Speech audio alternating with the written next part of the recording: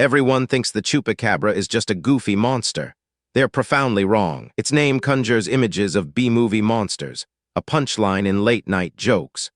But for thousands, from rural Puerto Rico to the desolate ranches of Texas, the Chupacabra is no laughing matter. It's a terrifying, blood-draining predator responsible for mass livestock deaths and a chilling, unsolved mystery. Our journey into this cryptid's legend begins in 1995 in the quiet towns of Puerto Rico. Farmers woke to a horrifying scene, dozens of their animals drained of blood, often with peculiar puncture wounds. This wasn't the work of known predators. This was something new, something sinister. The initial reports from caravanas described a creature unlike anything seen before. Witnesses spoke of a bipedal, gray-skinned beast with large red eyes and spines running down its back. It was fast, elusive, and left behind a trail of inexplicable death. This original description, the classic Puerto Rican Chupacabra, is crucial.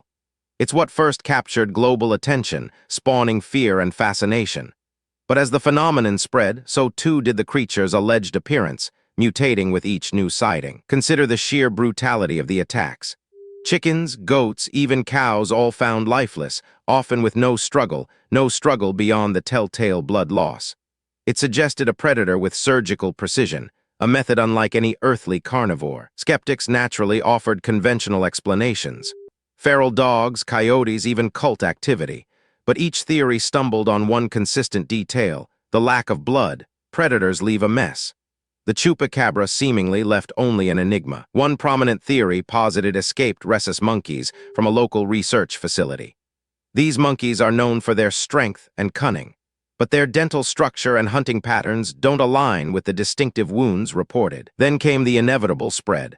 By the late 1990s and early 2000s, reports of similar attacks began surfacing across the Americas. Mexico, then the southwestern United States, particularly Texas. But here, the creature looked different. The Texas Chupacabra was often described as a canine-like creature, hairless, with gray or blue skin, and pronounced fangs. This divergence from the bipedal Puerto Rican description created a new layer of mystery.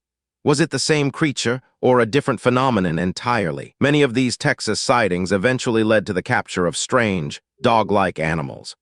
But DNA testing consistently revealed them to be coyotes, raccoons, or canids suffering from severe sarcoptic, mange, a parasitic skin condition. Mange, in its advanced stages, can cause hair loss, thickened skin, and a gaunt, monstrous appearance.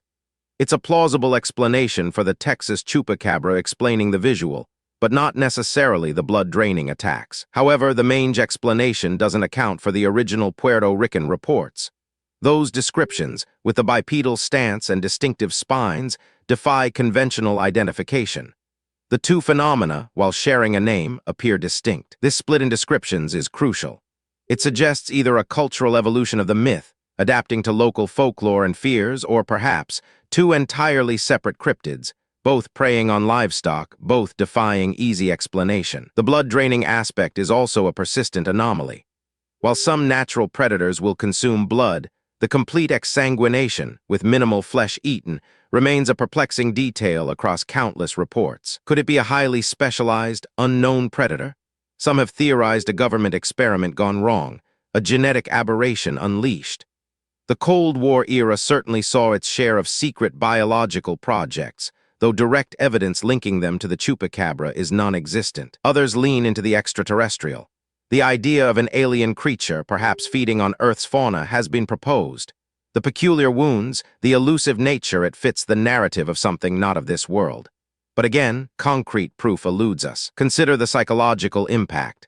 For these rural communities, the Chupacabra isn't just a story, it's a threat to their livelihood, a source of genuine terror. The fear itself becomes a palpable force, shaping perceptions and memories. This psychological component is vital to understanding cryptid phenomena.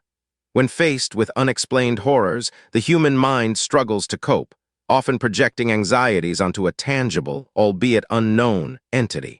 The Chupacabra became that entity. What truly remains after the initial panic subsides?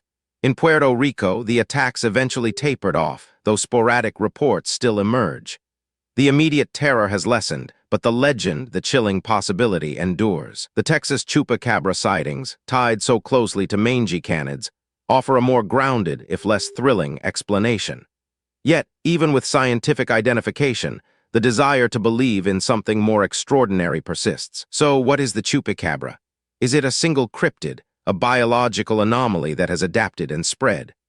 Or is it a collective term for multiple, unrelated phenomena, unified by the fear of the unknown and the distinctive, brutal attacks? The scientific community largely attributes the attacks to known predators, sometimes acting unusually, or animals suffering from disease. Yet, the initial Puerto Rican reports, with their consistent details and lack of conventional explanation, remain a stubborn outlier. Perhaps the truth isn't a single, definitive answer, but a spectrum. From the truly inexplicable to the easily debunked, the Chupacabra serves as a potent reminder that our world still holds corners where shadows lengthen, and the unknown still reigns. What other global cryptids hide a terrifying, untold truth?